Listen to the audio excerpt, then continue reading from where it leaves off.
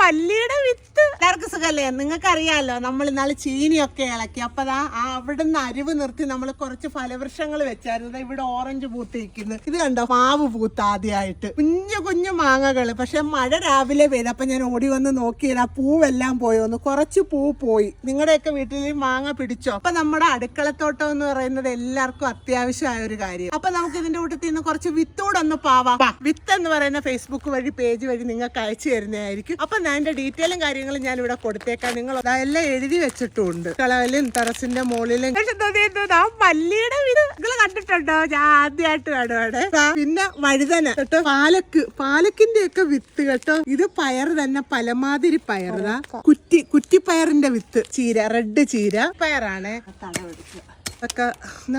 ഇതിനകത്ത് നാളെ പേരയ്ക്ക പിടിച്ചായിരുന്നു. വീണ്ടും രണ്ട് മുട്ട് വന്നതാ. പച്ചക്കറി കൃഷി തുടങ്ങി. അപ്പൊ നമ്പർ വഴിയും ഓർഡർ ചെയ്യാൻ നിങ്ങൾക്ക് ഫേസ്ബുക്ക്, ഇൻസ്റ്റാഗ്രാം, യൂട്യൂബ് ഒക്കെ പേജ് ഉണ്ട്. മാറ്റി നോക്കാം. അപ്പൊ നമ്പറും ഡീറ്റെയിലും താഴെ കൊടുക്കുന്നുണ്ട്. അവരുടെ പേജ് ഒന്ന് കയറി നോക്കണം. ഓൾ ഇന്ത്യ ഡെലിവറി ഉണ്ട്. എല്ലാവരും സപ്പോർട്ട് ചെയ്യണം. നല്ല ആരോഗ്യം, എല്ലാവരും ഹെൽത്തി ആയിട്ട്.